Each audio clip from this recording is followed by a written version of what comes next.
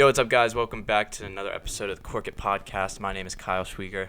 I'm Nico. JJ. And we are excited, kicking off episode 6, I believe. This is episode 6. Yeah. We're in the same spot, just different. We're testing out new backgrounds and locations in my basement. So let's get. You want to kick things off here? We've got a couple things we want to talk about. Do it around the league. Yeah, let's go around the league real quick. NBA season, the NBA postseason's continuing. JJ's laughing because I just opened the ESPN app for around the league. I did not prepare too well for this one, but NBA postseason's continuing. Baseball season's continuing. I saw something interesting. It was that's a lie. I was trying to make something up. NHL postseason is continuing as well. Dante has been big on the NHL postseason. Avalanche completed the sweep for the first round. I think they're the first team to move on to the second round. And then in the NBA playoffs, we got a couple big storylines to follow. We saw Ja Morant go out with an injury. Yep. We saw Giannis and the Celtics go back and forth. That was kind of crazy. Al Horford, 30-piece. 30-piece. What a guy. And I don't know. I'm not gonna toot my own horn here, but I did say Al Horford is underrated. And after his season in OKC, I knew that there was hope left for him and his career was not over.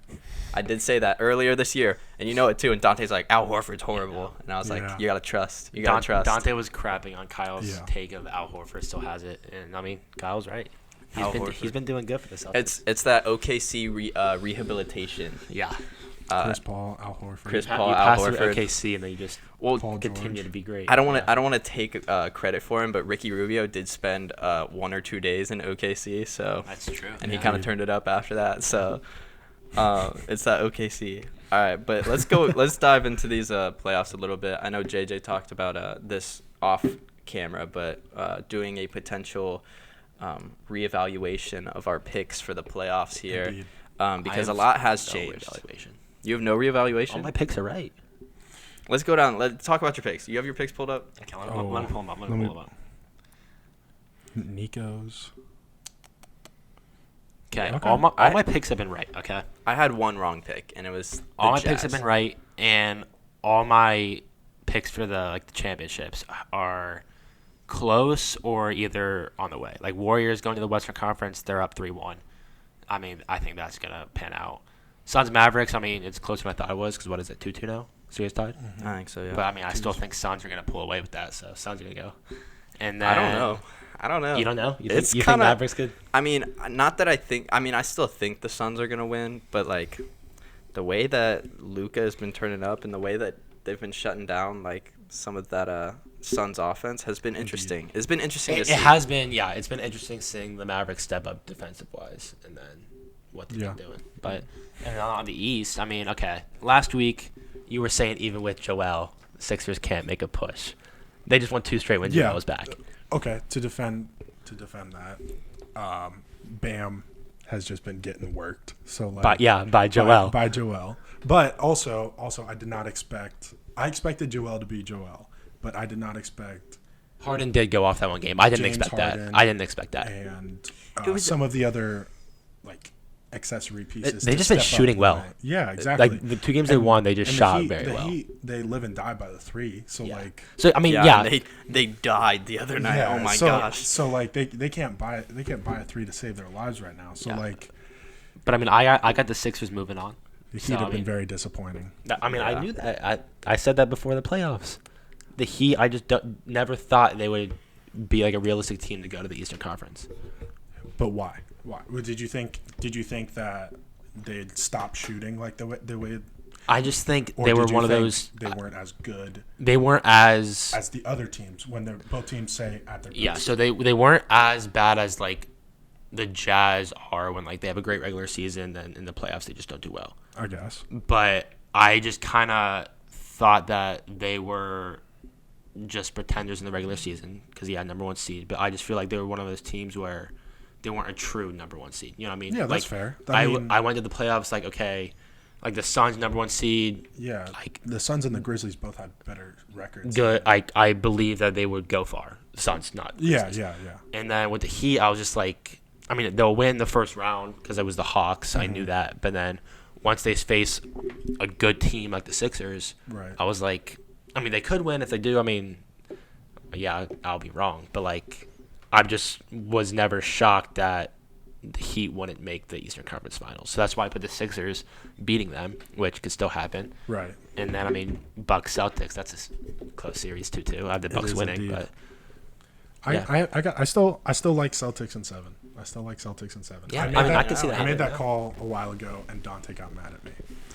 I have one thing I want to point out about some of these series is there's been so much complaining about the refs. Oh yeah. And I think some of it is somewhat deserved.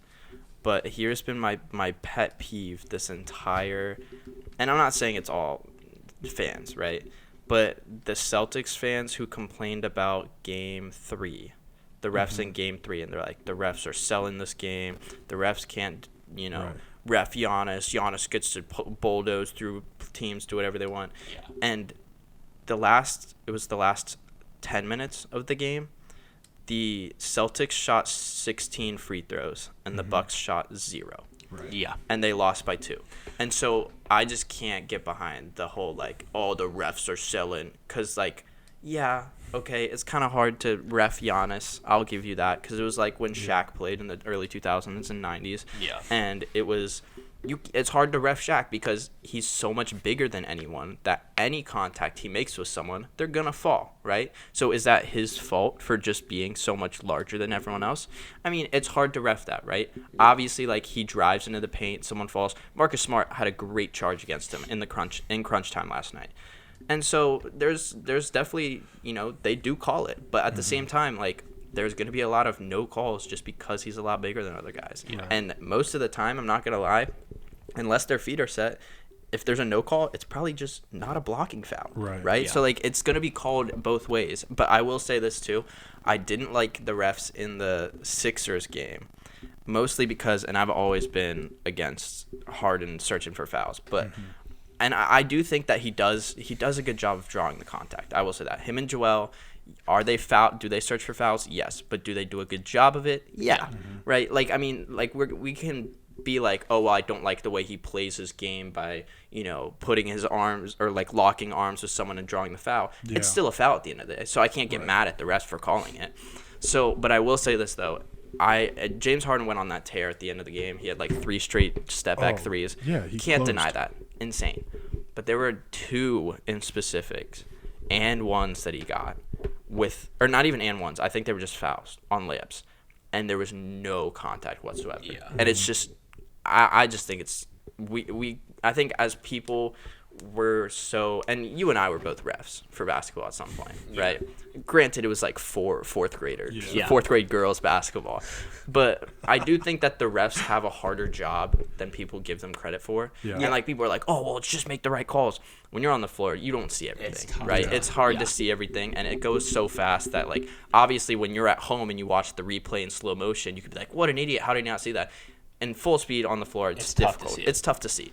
So that's why I never try to blame refs for, like, the poor calls or whatever. But then there's sometimes it's just Like, you gotta call it's that guys like Harden who get the calls constantly, when they shouldn't. and you look at them and they even now that there's this stigma that they usually get fouled, you kind of look at them when they're driving and you're like, nah, it's probably a foul because Yeah. Harden's there and Harden usually gets Luka fouled, but- made me so mad last game, dude. dude. Early in the game, he was doing like the thing where you pump fake, guy gets in the air, Yeah. and you leave your feet as the shooter to lean into him to Yeah. draw the foul. Yeah, and the refs weren't calling that because that's like a new rule in the NBA. I'm glad they made and that rule. He was, oh my gosh, he was complaining left and right, and it was making me so mad. It makes me so mad when any player and LeBron does this a lot too. That's why he gets so much crap. But like, people will think they get a foul, and they will just stop playing completely. And then they'll walk down the court or jog down the court to get back on defense, just trying to complain to the ref. Yeah. And that's all Luka did early in the game against the Suns. And I was like, dude, you are a professional basketball player, and your team needs to try to get back on defense. And you are complaining to the refs right now. I have noticed, and I'll let you dive in, but I have noticed that the culture of the league is so much more just complaining to the refs for fouls. And it's less and less like, I mean, and not to say like, well, it's this new generation of players, but like It is, right? Yeah, it is, and it's been kind of, the culture has kind of changed where, like, you're so quick, like, you get any contact that they don't call, the first thing is to turn to the refs and yell at them, right? Yeah. We see Jokic do it. We see Embiid do it. We see LeBron do it. Luka does it. I mean, even Chris Paul, a guy who's been in the league for years, will still do it. And I think to sort of defend the complaining or the whining, so to speak, is, as we've seen, like, throughout, like, the league's history, and if you look to other sports, players will complain at a level depending on, or to a certain extent depending on the rules. So, like, kind of like what you were saying, people are like, oh, it's just this new generation of basketball players. To an extent, yeah. I feel like they're complaining for these fouls a lot more just because the fouls are there to be complained about. So I feel like, as like you were saying, professional basketball player, just because they're a professional basketball player, and I'm not saying that's what you were saying, like, if they get hit in the head, it's obviously very extreme. Oh yeah, they're gonna, like, but then like, to the point where, like, oh no, I get it. I get where they're complaining, and there's a tad bit of contact, because I mean basketball can be a physical game. Yeah. So there's a little bit of contact, and then they'll just let it get in their head, and then just ruin, like, the fast break play or something. Right. Because they want to complain to the refs instead of actually playing basketball. Right, and that's where, like, I also get annoyed with that, where they just, like, kind of just, like, keep going at it or, like, stay hung up on it, where it's been very, like, obvious no matter what sport it is, if you, like, stay hung up on a play. I mean, we saw it with the Suns and Mavericks, where it was clearly out on the Mavericks, but the Suns started to complain about it, and then the Mavericks inbounded it quickly and got a 3 out of it. Yeah. So, like, I get, like, that's where it's annoying for me, but to a bigger picture, what's annoying is how the rules have changed to where they are, like, able to or willing to complain for that, because they wouldn't be complaining if they didn't think there was a chance they could get that call. Yeah. Because I mean, like you were saying, like, there were some calls. Make sure you talk in the mic. Like you were saying, Kyle, there were calls, like in the Sixers, like, series where James Harden just, like, was barely getting touched, or, like, just in general, like, if we want to look at James Harden as a player, where he barely gets touched and then he goes to the free throw line. So it's like players are, like, seeing that happen. And then when something similar or even a tad bit worse, I guess, happens, and then there's no call, they're, like, upset about it, obviously, because not to say they're like, oh, yeah, I was fouled hard, but, like, if they're going to call that, then you, like they were saying, call it both ways, so to speak. But that's my whole thing about it. It's just annoying how the rules have, like, let it get to this, because if the rules weren't there, then I don't think players would be complaining like this. Yeah. Right. I also think it's funny how refs have, like, a big player bias. So, like, obviously, like, Scott the stars Foster. and stuff, but, like, I see this happen with LeBron all the time, and I think it's hilarious. LeBron will get a call, or, like, an out-of-bounds call or something, and it can clearly go off on the other team, or, like, off the Lakers, but it's kind of like a close call. And all LeBron has to do is just complain a little bit to the refs, and then the Lakers get the ball. Well, Jordan did that. Yeah. Jordan Exactly, got yeah. that. I think, But, like, it's just, like, star players, they can just do, like, a little, like, talking to the ref, or they'll get frustrated, the ref sees that, and they're like, okay, let's reverse the call to please that player. But if you see a guy like Duncan Robinson or something, who's, like, a good role player, but, like, he complains to the refs, and the refs like, okay, I'm not listening to you. yeah. It's that clip of Jordan mic'd Yeah. up with the ref, and the ref's like, I believe you, Michael. Here, I'll put it right here. But that's I so think funny. I think it's Yeah. funny. So That is something that's really funny. But I mean, it's like that in every league. I feel Yeah. like, you know, If you're a star in the league, you're especially gonna get- you know, the money makers, like, Yeah. they need to look good. So even if it's not the refs necessarily being told, like, hey, yo, give this dude a break, it's them, like, their subconscious is like, well, this is the best player of all time. I gotta believe him. You know, like, I mean, I would be like, if he I was knows what he's reffing a talking game. about. Yeah. If I was reffing a game and LeBron was like, hey, bro, you gotta call that. I'd be like, you're right. Yes, sir. Yeah, no, I think that's also a big factor where, like, these players are established, and I mean, like LeBron, like, he, just for use him as the example, like, he knows the game, Yeah. like, in and out. So, like, if he sees something, like, no matter what it is, a ref's probably gonna be like, that might be some solid input. You know what Yeah. I mean? Dude, I think it's so cool how Kobe did this a lot, and then I just saw like an interview with Chris Paul and JJ Redick, and Chris Paul got a tech for knowing the rules better. than the ref. Yeah. It was like something about like half court, like you can like you're taking the ball out, you can choose which side of the court you want, and Chris Paul tried to choose, and the ref said no because it's not in the rules. And Chris Paul got a tech for it, but like Chris Paul, like that's part of the rules. So I think it's so funny when you've been in the league that long, you're that good, like you know the NBA handbook like in and out. Yeah. And you can like know the rules better. I mean, Chris Paul has had multiple situations where he like just knows the rules too. Like, I mean that game in OKC when he's like, "Yo, he came in with his jersey untucked. That's a what's as a tech or like it was a delay of game violation. So then OKC got a free throw. And then that led to them with the full court pass. Dennis Schroeder ties the game, and like all because of Chris Paul knowing the rule book. So Dude, like Kobe knew the book like so like well, and that he knew where the refs were gonna be. Yeah. So like where they had to be. So he'd like foul or like potentially make contact with someone because he knew the refs couldn't see it because they weren't in the right spot. I mean, that's kind of smart too. Exactly, and that's kind of the interesting thing to see, where like there's kind of the two sides of like, oh well, they're just complaining for all these fouls. Well, like also at the same time, to an extent, it's genius. Like it's smart. Like of course, like I want to win. I'm gonna if they're like violating a rule and they're committing a foul, whatever it is, coming in with your shirt untucked or anything, like. Obviously, they just did something wrong. Like, I want to win, so I'm going to let the refs know, like, hey, you missed that, and then hopefully you can... Next time, Hopefully it can help my team win. Yeah. And that's why, like, talking to the refs is fine, but it's when it, like I said, disrupts a play. Yeah. And then you let the other team score because you're too busy complaining to the ref. It's one thing the play's over, and then, like that Michael Jordan clip, like there wasn't a play going on. Yeah, definitely. He went to the ref after a play and was like, hey, you missed this. Make sure you pay attention to this. And a lot of players do that, but like that's fine because you talk to the ref and they correct it. But when it's interrupting a play, then it's just like. It was interesting. I saw something interesting about it. I saw someone. It was Lil Wayne actually.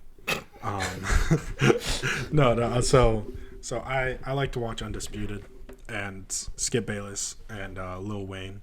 If you guys don't know, they're like best buds. Skip Bayless and Lil Wayne are best buds. Yeah, no, Lil Wayne. I'm being so serious. Lil Wayne, he wrote their like show song. Like really? Yeah. So like he wrote like they hang out a lot and stuff. That's like, so funny. Yeah, but they were like apparently Lil Wayne was like texting Skip after the Mavericks Suns game.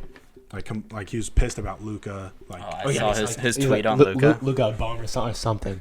Right, and then so like Skip was talking about like the text like back and forth, and Lil Wayne was saying like Luka's like he's only complaining like this because like when he was in Europe like that's what's like standard.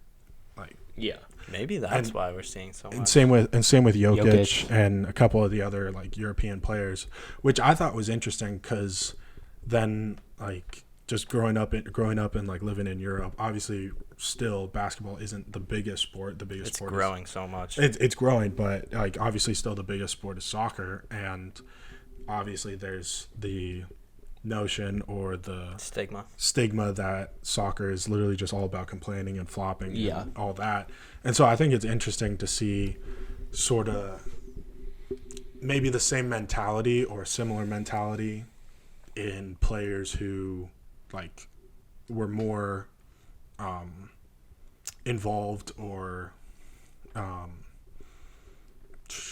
don't know what the word for is, but like we're exposed to that, like maybe that culture or that that's a really good point. Way of playing just in any sport. Like that's actually an incredible point because the NBA is becoming more and more global. Mm-hmm. So potentially bringing in new cultures of basketball into the NBA, I mean, that's something I didn't really think about because like that is a really good point that like when you tell me who the players are that are complaining the most, it's like Luka, Jokic, Embiid. I mean, Giannis does it too, his fair share. And they're all from different, parts of the world where, basketball isn't or the main sport, right? So that's actually a very good point. I mean, LeBron does it, so but that's just because. But like, I think But I kind of see the point though, where like even though like LeBron and Chris Paul or whoever you want, the put culture in there, is changing. like they complain or like we'll talk to the refs, but I think the difference is like seeing Luka and Jokic or whatever or whoever. I mean, like just their attitude like during the game is a lot different. Yeah. Like Luka, like I mean when they were like starting to run it up against the Suns and like I forget which quarter it was, but like he's hitting three, like he hit a three and he was like basically like laughing at the Suns players, like I just hit a three on you. I mean, and like there is still like obviously players who are like that, but it just seems that a lot of the European players or just Luka, just to talk about him specifically, there's a lot more like not entertainment, but just like more emotion in the game or how he plays no matter what it is. So like if he's really mad, then he's really mad. He's going to talk to the refs for 20 minutes.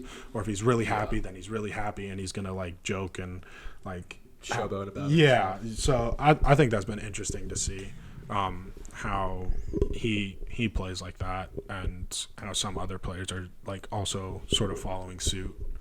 Yeah. I mean, yeah, the NBA is becoming much more global, and we're bringing in new cultures of basketball from around the world every single season, and especially as your best players start to become these international players. I mean, we've seen, and we'll also, I want to touch on this a little bit, but now we've seen back-to-back MVPs won back-to-back years by international players.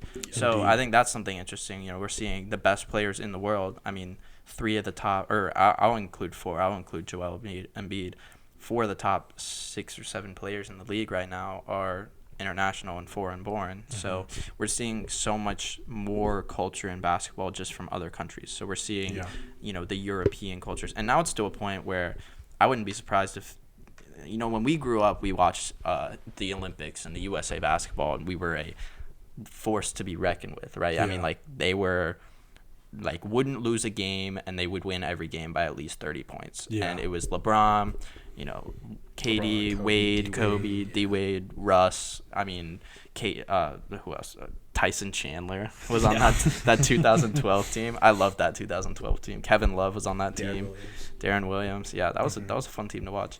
But it's gotten to a point where that team no longer has the gold medal on lock. No. And we saw it too in we saw it. The FIBA World Cup. It was like a couple years ago. But it's also because I feel like the USA, like, nobody wants to play for them anymore. Yeah. Like, it used to be like the big deal to like play for the Olympics and stuff. Like, now it's not anymore. Yeah, and you saw a lot of people just like, no, like I don't want to do that. Yeah. And like, I mean, it was mainly guys who like already had gold medals, so right. Like, I already have mine. Like, I don't want to. Yeah, but then also like to an extent, if I'm one of those players, especially now, like seeing how much negative feedback or reactions they got just for maybe either losing a game, getting knocked out, or not like winning by 30 and killing every single team. Like, they were getting just absolutely shredded about it. Like, right. What's the point in playing if like the fans are just, no matter what happens, I'll never be that gold standard of the Dream Team or the 2012 team. Right. Like, what's the point if I'm just supposed to do this and you guys like aren't even going to enjoy it that much, or if any little thing goes wrong, I'm getting bashed. The world's ending. And what we saw is, especially in the FIBA tournament that they lost, their best player was Kemba Walker. Yeah. So I don't like we are like, yeah, and like they lost to France, and France had Gobert, Evan Fournier, but it is interesting to see, like, as time goes on, like more and more, the NBA is becoming global. So like I wouldn't be surprised even if the US does get their best players. Let's say Harden and Steph play and like all of them play. But let's say, okay, I'm thinking of American-born players, right? I'll put in LeBron then. LeBron, Steph, Harden, Damian Lillard, Klay Thompson, right? Even if you're playing with all those players, you're still going to have, I mean, Luka was like made the finals the other year, and like yeah, his team had just him, and he was dropping 50 points on like other teams, and like that's the crazy part is they're like, this is the most points scored, or like it was the second most points scored in Olympics history, and it was Luka with like 50 points. Yeah, no, I mean I think now still, like, if we actually went 1 through 8 or 1 through 10, like of our best players and put them out on a court, there's nobody that's going to beat them, but just with how it'll be more competitive though, like how it will be, and I'm excited with how just like with how stuff is panning out. That's not going to happen where we get 1 through 10 or 1 through 12. So it's going to end up with 12 players from 1 through 50, but more accurately, like 25 to 40 are actually on that team. Yeah, and so.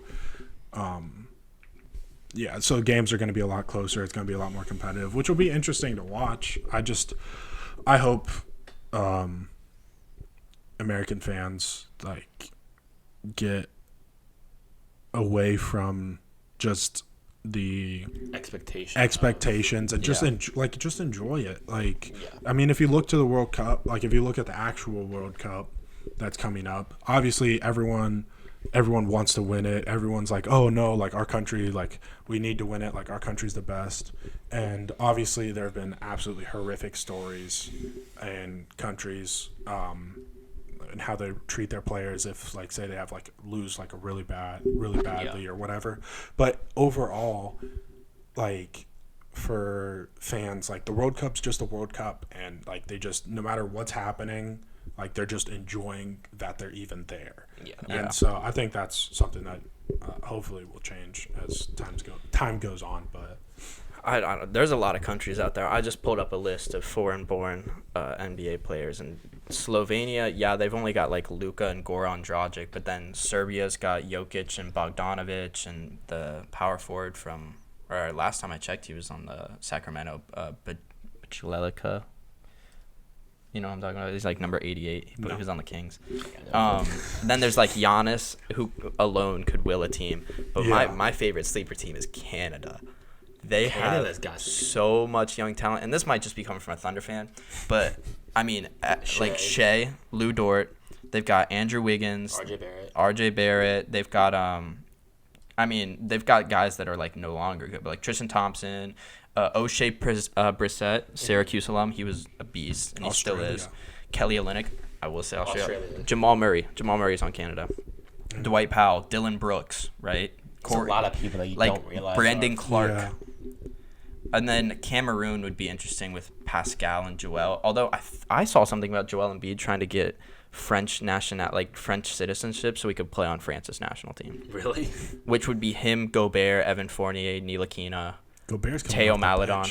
Yeah, I mean, they would just be power forward and center. But Canada would be crazy because they've got so much young guys too. So many young guys that are insanely talented, and they've got a lot of potential. I would be excited to watch them. I mean, Australia would have the worst spacing ever with Josh Giddey and Ben Simmons. Patty Mills. I guess they'd have Joe Ingles. Joe Ingles can shoot the three. They'd be interesting. I would cheer. Kyrie is not playing. You think Kyrie's gonna play in an Olympics if he won't even play in the regular NBA? Now, speaking of Rudy Gobert, quick sidetrack. Did you guys see that he said he would put clamps on? He said Shaq. he would lock up Shaquille O'Neal. I can't believe that, and I wanted to talk about that a little bit, but like you can't even lock up guys like Joel or Giannis or even smaller guards in the league, and you think you would lock up the best center that's ever played? Dude, I don't think he'd lock up Shaq right now. I think Shaq puts on a pair of a pair of Shaq noses. And the clip where like they were talking to Shaq, and like, Rudy Gobert said he'd like hold you at 12 points. Like, 12 points, like 3 minutes. It's like it wouldn't even be close. No, Rudy Gobert can't even guard Donovan Mitchell or Ja Morant, let alone Shaquille O'Neal. I saw that and I just couldn't help it. Yeah, who was he guarding against the Mavs? Dwight Powell. Exactly. Yeah, it's bad. So let's transition real quick. What I want to say this. You guys got thoughts on Jokic winning MVP? Okay, yeah. So, because I saw deserved. I saw Nick Wright's Did you see Nick Wright's take on it? Nick. I kind of agreed with it. So I kind of agreed with it. Here's my thing real quick. Kevin Durant said, and I brought it up in past podcasts. I feel like to win back-to-back MVPs, your season averages have to be like a lot better, like better than the year before. Jokic just repeated what he did. So yeah, it's still insane, but like to win a back-to-back MVP, in my opinion, I feel like your season averages have to improve from your fair. past MVP. Yeah, season. I agree with that. I think that's fair, but I mean, also the only, not to go into season averages, but like just in general, like if you're just like peaking and you're like prime whatever, just because you repeated the previous season, like you're still putting up crazy numbers no matter what. Yeah, you're still putting up crazy numbers, but I just feel like to win an MVP back to back, I feel like there has to be some improvement. Even if it's just like 2 points, 2 rebounds, 2 assists, Right. like from your past season, I just feel like there has to be some improvement to win. But I agree with that. This is just my thing. Is recently, so I used to be a like big believer, or it was like back when they were like, well, if it really was about the best player, LeBron should win every year. Mm-hmm. And I was like, but now that I'm like watching Giannis play, I'm like, Giannis should win MVP. Like, he's the best player in the world. So it's hard for me to be like, well, Jokic doesn't deserve it over Giannis. But in my opinion, I don't know, because it's so difficult. And I'm not a huge fan of advanced statistics. Because I think that all Jokic is. I mean, they're like, he's like the most advanced statistics records ever. And I was like, when have we ever used advanced statistics as like a reason to choose MVP? They've never done that in history, and they just started. I know, but they're relatively new. Yeah, they're just starting using them as reasons for Jokic to be above Embiid or to be above Giannis. Mm-hmm. Granted, I'm not gonna sit here and like be like, okay, yeah, he had 27, like 10 and 8 for a season. Crazy numbers, right? And as someone who is a big believer in Westbrook deserving his MVP, right? Mm-hmm. I'm a big believer in like if you fill the box score and you get all these stats, like that's like I am very, very high on that. And Giannis does the same thing, right? He'll have 27, 12, and 5 or whatever. But I don't know. To me, I just think that Giannis is just he's got the defensive upside. Him and Embiid have the defensive upside that Jokic kind of lacks. But at the same time, I mean, do I think he deserved it? But what was Nick Wright's take on it? His take, okay, so Nick Wright's take was basically this. And he's like, MVP is now a harder accolade to judge because now you've got like the best players in the world to win back-to-back, right? Mm-hmm. Giannis, LeBron, Jordan, Larry Bird, right? All these greats. Steve Nash. And then he's like, and then Steve Nash and Jokic, right? Yeah. Like he was basically saying that like the best of the best to win back-to-back MVPs are right here, and then they've got asterisk next to Steve Nash and Nikola Jokic, and I kind of agree because, like, to me it's just baffling that first of all LeBron should have won 5 straight. I think he should have won over D-Rose. And then I also think he should have won over James Harden that one year. Yes. Because I see 18. Yeah. It was the year after Westbrook, so yeah, 18. Mm-hmm. Because I think that, you look at the stats, right? And they did the side by side, and they're like, LeBron led in every single, like, at least full season stat, not averages, but full season stat. He led in every single category, and the one category he didn't lead was 3-point percentage, and they were tied. So it's just nuts that James Harden won that MVP over LeBron, especially because LeBron was on a horrible Cavs team and he led them to the 4 seed. Yeah, James Harden's record was a lot better, but we've been on this whole like it doesn't matter about record anymore thing recently, where it's like if it really was about record, right, then we'd be looking at guys on the Heat and that the turned Suns. off. Yeah, hold on. Camera turn off. Yeah.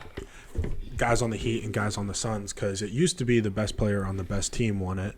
And for me, the criteria is annoying because there is no criteria. It's all voting and like personal preference. Like, in my opinion, though, there's some guys that should not have votes. Right, I've seen. right. I mean, especially last year after someone gave Derrick Rose. Yeah. Because he was a reporter for the Knicks and he gave Derrick Rose a vote. Yeah. That there's guys that should not have And, votes. I mean, a really good example was when LeBron won it, and like the only thing that kept him from being the first unanimous MVP was that. Didn't someone vote Carmelo Anthony? Yeah, someone voted Carmelo. And it was Anthony. the same guy. It was the same guy guy. on the Knicks reporter. Yeah. And like to me, that's what makes it so annoying is that there's so much bias in it, just because like we were saying, there's personal preference where you are, who you're reporting on, who you're watching, and there's not like an actual set criteria for who should win the MVP. If we want to just go by the name, the most valuable player. Like LeBron should have like 7, and then Giannis should have won the last 4. So. Yeah, and like the only like criteria, I guess, if we're just going off the name most valuable player, is whoever you think should win it. You remove them from whatever that situation is, and you kind of just like, okay, where would they be if they didn't have that player? So nowadays it doesn't matter about record. It's more of like if you're the best player on your team in a bad situation. Because I mean, Jokic's situation this year is very similar to what Westbrook did his MVP season. Yeah. Granted, Westbrook was breaking like the triple-double records and all that stuff that hadn't been done since Oscar Robertson. Yeah. And then, I mean, Jokic is still breaking records, granted, and he puts up very similar stat line, but it's the advanced statistic record. So, I mean, and he did have a decent record. I'm not going to say they had a bad record because, they were 6th in the West, but they were also two or 3 games behind Joel and Giannis. Yeah, and it's interesting. To go back to Nick Wright, like, I agree with him on a lot of things, but you didn't agree on this? I didn't agree with him just because how he was arguing it, like with the advanced statistics, like it just how he was trying to argue it was like just bothering me because he was like basically if I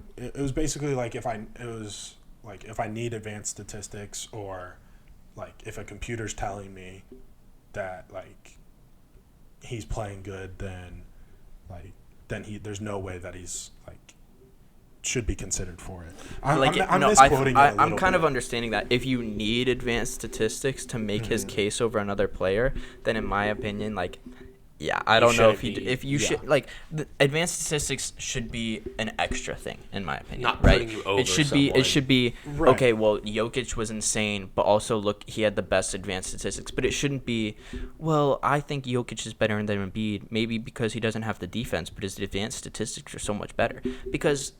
It's just like, yeah, he shoots the ball efficiently. Like, good on him, right? Right. But how are we supposed to fault Embiid for shooting a little less efficiency when he averaged 30 points on the year, and had so much more defensive upside than Jokic did? And that's just something tough. And I mean, to be honest, I don't love the Sixers, so I don't love saying that, but like I do think Embiid had such a strong case for it. But I think Giannis had an equally strong case for it as well. I mean, but here's the thing: is Giannis is always gonna have a case for it because he is the best player in the world. But I think the interesting thing is that nowadays you're never gonna see a 3-time MVP or a three straight MVP like you did like back with like Larry Bird, and like I know Michael never won 3 straight, but like even when LeBron won back-to-back and then back-to-back again, because there's voter fatigue now, and like people don't want to vote for the same guy every year because this guy's back again. But in the NBA, like there's dominance. Like you have to like respect dominance because there's always been dominance, right? There's been Michael, and then when Michael went down, there was Shaq and Kobe, and then LeBron, and LeBron dominated for like what year is he now? 19. He just dominated all, like, I would say 18, 17 years of the 19 years. And to me, it's just there's always been dominance, right? And you're always going to have the best guys back in that conversation. So to me, it's kind of dumb that you get like this fatigue for voting for the best players because in my opinion, I think Jokic won MVP back-to-back seasons. I don't think there's been a single season where he's been the best player in the league. No.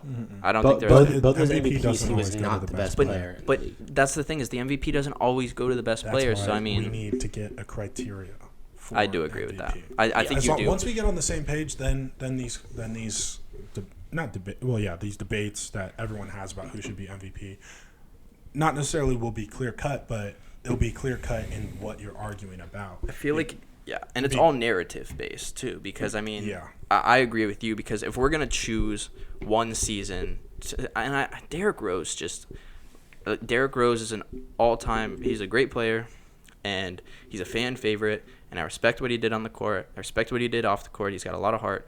But that MVP season is so strange to me, because it's like the first one in a while where you look at him and you're like, this guy does not have the stats of an MVP. Right. And he won it because of their record, right? And I can't name a time that has necessarily been the case. Yep. Other than Steve Nash. Steve Nash and Derrick Rose. Steve Nash MVP oh my God. Horrible. And as a Kobe fan, you probably hate that even more. It still makes you so mad. Like, I don't get how Steve Nash won that year when Kobe was leading like everything. And so, like assist. So my idea behind this is like, if you don't have the stats to back up the MVP, and then we're gonna vote on, oh well, your team did really good, like that makes you MVP. There's not been many times in history we've done that. So it just depends on what the voters value. It's literally and I feel like it's narrative based too, because I think, and I'm a big believer of this. I think Russell Westbrook deserved his MVP that year. I think, he did something that's never been done before.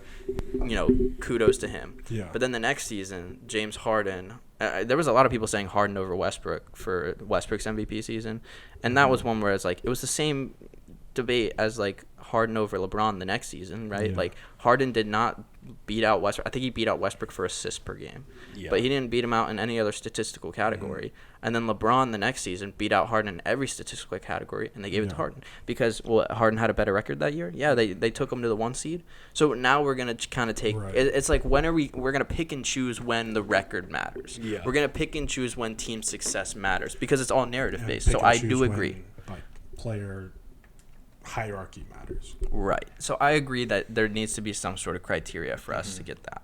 Yeah. But, I mean, and back to Nick, right, where I just looked up what he was saying, like what he said.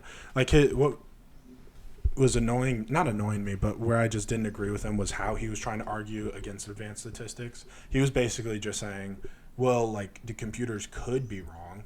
Or he was like, well, if the computers, it was just like the computers are telling me if I don't vote for Jokic, then like I'm making the worst decision ever.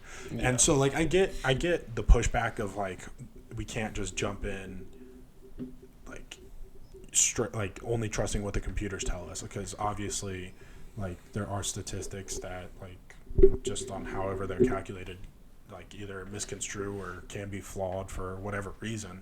But it bothered me how he was trying to argue it and sort of just like, oh, well, if the computers like are so adamant about this, then there has to be something wrong about it. Where I would rather like see an argument against it or for it, no matter what it is, not just like standoffish and like just like set about it, but like, okay, well, this is why I think the advanced statistics are wrong, or well, this is why the computers are off on this. And also, like, just because people were using advanced statistics, like, that doesn't mean, like, you looking at regular statistics, like, Jokic wouldn't have been in the conversation, because he still would have, right, even without, like, the advanced statistics. Oh, yeah, he's still in the conversation. To the point, like Kyle said earlier, like, when you're putting it over some of the actual like regular statistics. Yeah. Because I think that's one of Jokic's main pushes to why he won, was because of his advanced statistics were being put over what Giannis and Embiid were doing. But I mean, Jokic also did average like way more assists and did shoot at a higher percentage than both. But he also had worse defense. So and it's not like Jokic is the only player that is getting those advanced statistics like for or against their argument. I mean, the advanced statistics are basically why Giannis won it last year, because he led the league in PER. But that's not the reason he won it. No, I know. But, like, it was still, like, for his case. In the same way that Jokic, he led the league in PER this season. Like, what I'm saying is I think that you take that into account. You could be like, he led the league in PER, but it shouldn't be your only argument over another guy, right? Like, so my thing is, like, if you can't argue Jokic over Embiid or Giannis without using PER, then like to me it's just like, okay, now we're getting like, if it's like they're neck and neck, right? Let's say they're like 1, 2, and 3, they're like all even, then you go to PER, right? But if you can't like actually give, and this is not saying that you can, right? This is not saying that it's impossible to be done, right?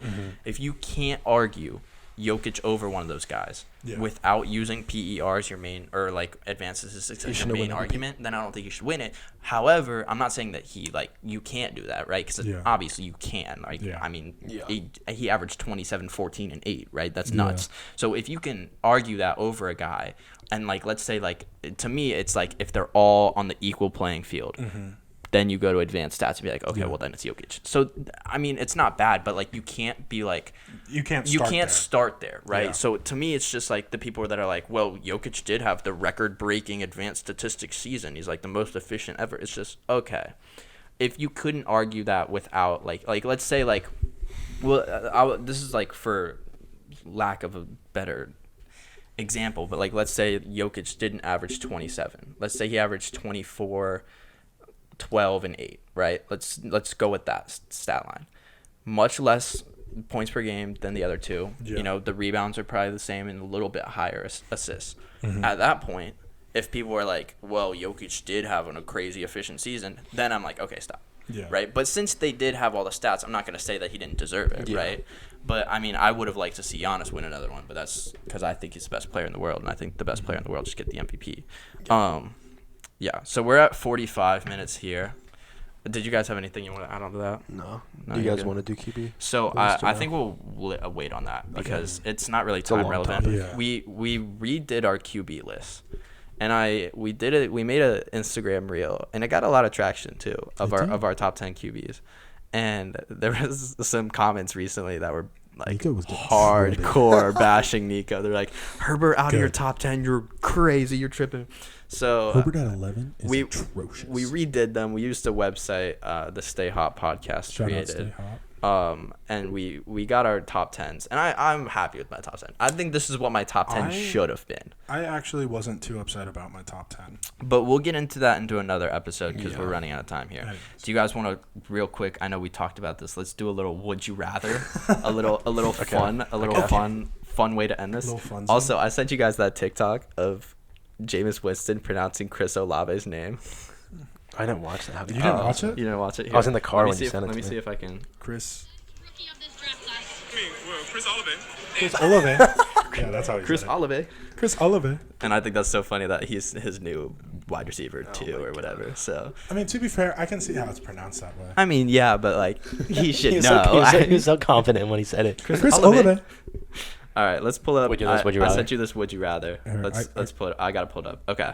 So we got a bunch of questions, and we'll do mini debates on them because we don't have a ton of time. Okay. Yeah. So here's the first one. Would you rather live forever or wake up every day with a new superpower? Wake up every day with a new superpower. I would wake up every day with a new superpower. That's no question. I feel like I've always felt like if you have the ability to live forever, it gets so boring. Yeah. Well, like, because at some point you're like, you can't get close to anyone because you're watching everyone like get old and like die after, and you're still around, right? And to me, it's like you would just get bored. Yeah. Right. Like, what else am I supposed to do? Like. Yeah, I wouldn't like that. Okay, and then here's the next one: is never be able to use a phone again, or never be able to use a computer again. Computer again.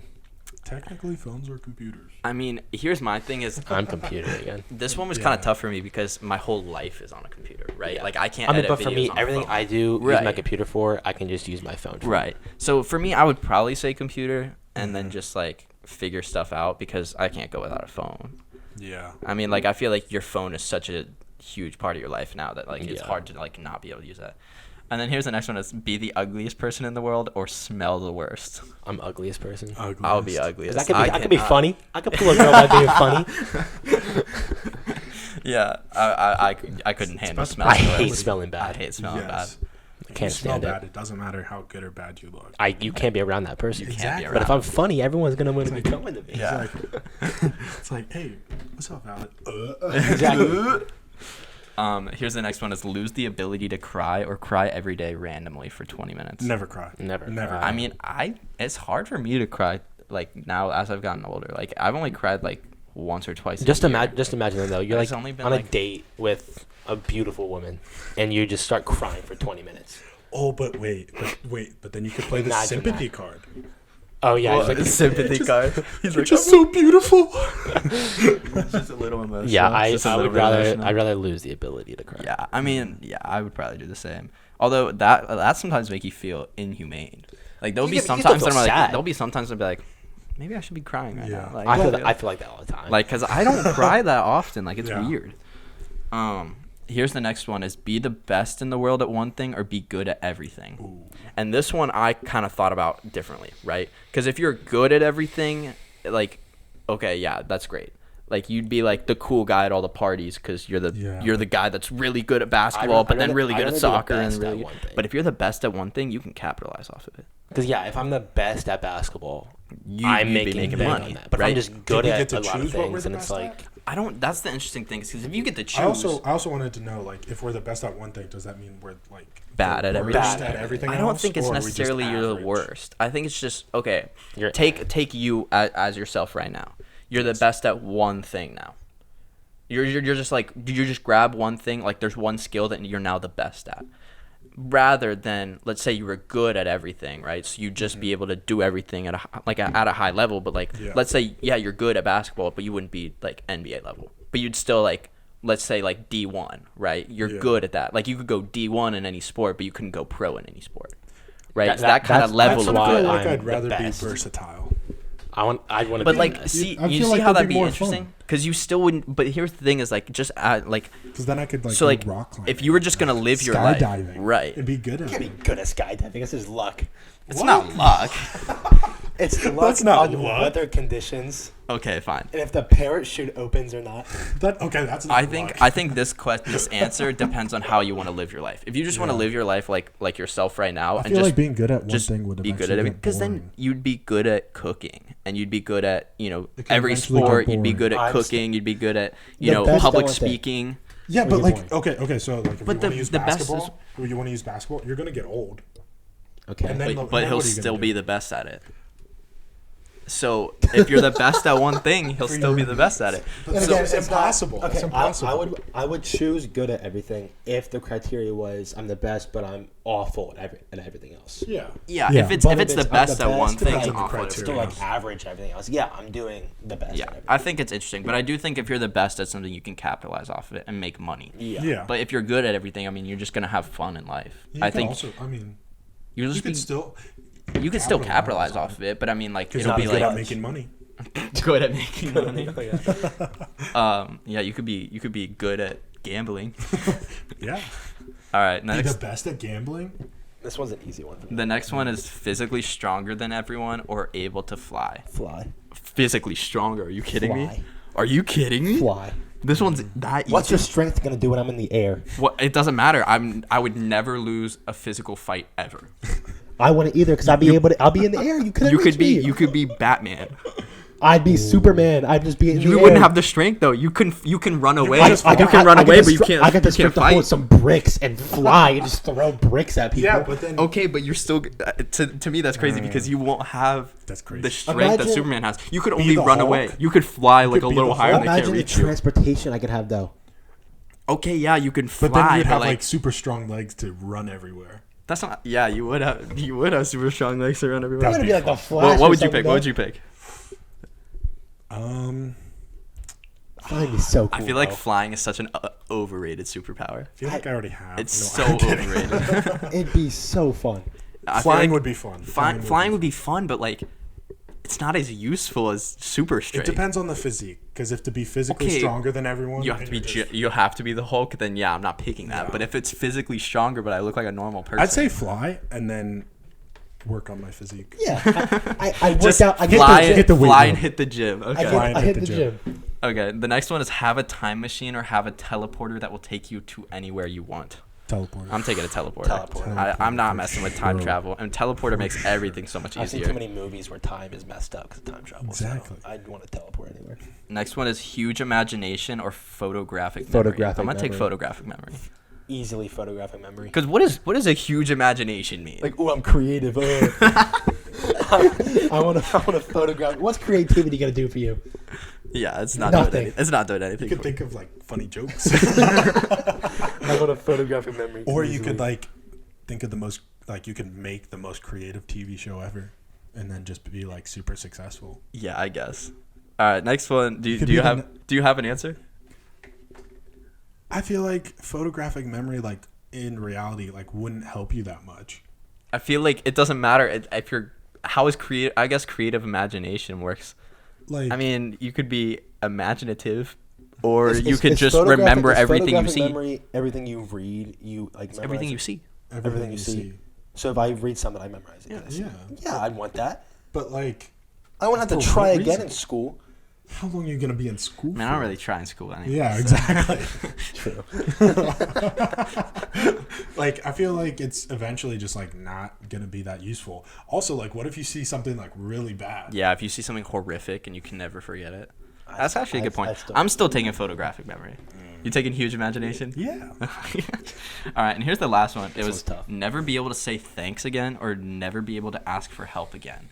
And I already do this. I barely ask for help. I mean, maybe if I'm like holding something heavy, I'll be like, could someone help me? But like, if it's like a task at work or something like that, I'm like little things. I mean, you probably don't because you're actually good at it. But all the things like for video and stuff and editing, if you didn't know how to do something, you couldn't do it. You couldn't. Right, and to me, so it's never ask for help, but is it never receive help? Because sometimes I just go to YouTube and I'm just like, I look at it. That's asking for help. How's that ask? That's not asking for help. You have to type in how to make a video. Okay. That's a question. How about this? But it's, what if I'm still receiving help? So let's say like instead of like asking for help editing, someone just looks at it and sees that it's horrendously bad and then like is like, hey, do this differently. That's not asking for help. Yeah, I could never not say thank you. Yeah. I feel like I could never not say thank you. Appreciate it. Like I kind of have. Okay. If the criteria is never say like any sort of thing. You can receive help. And you can like look up like videos on how to do stuff. Then yeah, I would pick never be able to ask for help. I think the only problem with never asking for help would be if you were like physically struggling to carry something and you were dropping it. Because you just have to drop it, or like a good Samaritan would have to see it and be like, let me give you a hand there, pal. Yeah. I don't know. I think I would have to take never ask for help. Yeah. Because I can never not say thanks. I just feel like a bad person. Exactly. All right. You guys got hot takes. Actually, that was kind of fun. We should do that every episode. We'll find some new ones. Send us some would you rather questions and we'll answer them for the podcast. Or give us some debates. Give us some debates between you and your friends, and we'll tell you who's right and who's wrong. Oh, by the way, my dad didn't like your hot take about movie theater. Movie theater popcorn. Listen, he's pretty upset. I want to address this. I'll address it. We agree, Serge. It's not. It's not that I dislike it. Because your argument was there's just too much butter in the middle and all that. Just don't put butter on it. No. It's deeper than that.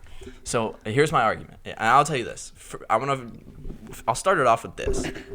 I am not saying I dislike it. Do I enjoy it in the moment? Yes. Will I go and get it every single time? Yes. But it's about how it makes me feel afterwards, and it makes me feel bad because my stomach hurts from all the salt and there's seasoning on that. It's not like normal popcorn. It's like yellow. It's like yellow. The popcorn is yellow. When you get popcorn in the bag, right, and you microwave the bag, when is it ever yellow? All the time. What popcorn do you buy? The popcorn, literally. Is it the pop secret? It's not. It's not. It's okay. It's got like a little bit of the seasoning on it. All I'm saying is that it's very seasoned, and I feel bad after. Mm. It's great in the moment. I love popcorn. Popcorn. Say that about anything though. Yeah. No, but this hits me different, and maybe it's just the way my body works. I think but you're like, allergic to movie theater popcorn. I get out of the movie and my stomach kills.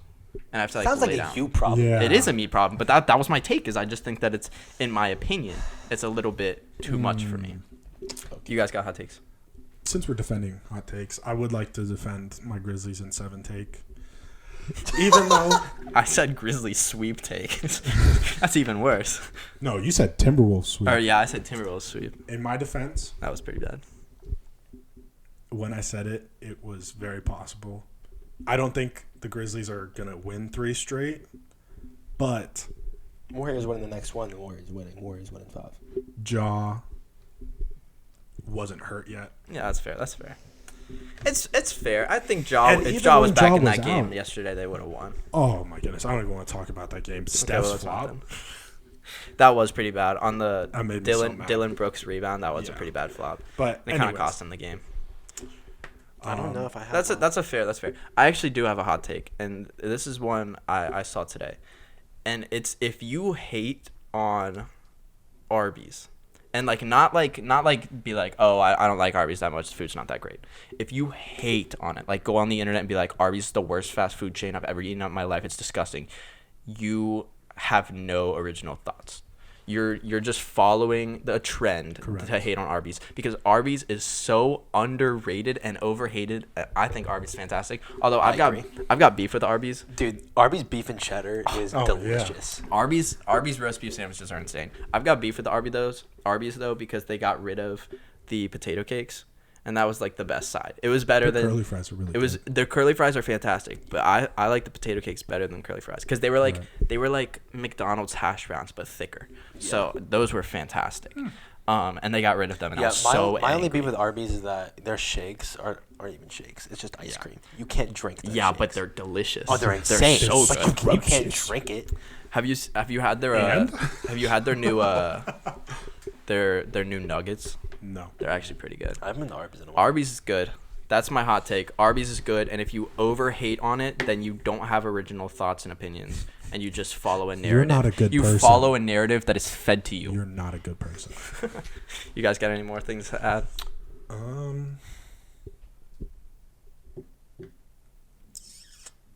Sounds like no. Actually, I'll do the rest of my playoff picks. Just real quick. Is it real Peanut quick? butter 'Cause M&Ms. I don't know how long we have left on this camera. Peanut butter M&Ms are the best M&M.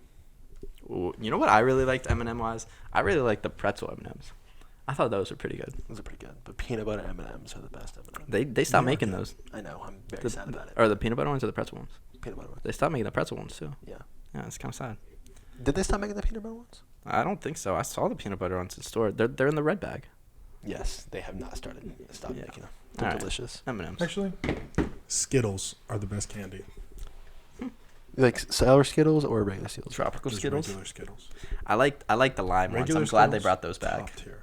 Yeah. I always liked the lime flavor, and I'm glad they brought that I back. mess with sour You know Skittles. what? Actually, candy. So if we want to go comparisons, regular candy, which sounds weird to say, but sweets, as in Starburst, Skittles, those are better than chocolate candies. I agree. Okay. I agree in the sense that I don't Reese's agree, are my favorite. but That's a fair. Reese's are my favorite candy, so I'm gonna say chocolate is I just think I think I enjoy more chocolate candies than I do fruit flavored candies. Overall. I guess it depends what kind of mood I'm in. It does. All right. Well, thank you guys for tuning in. Thank you guys for tuning in to another episode. Be sure to follow us on social media. Yes. At Cork It 7 podcast. And be on the lookout for extra content this week. Maybe. I don't know. I always make that promise after every episode, and I get tired. Yeah. So, yeah. Anything else to add? Book it. Book it. Thank you guys. See you next week.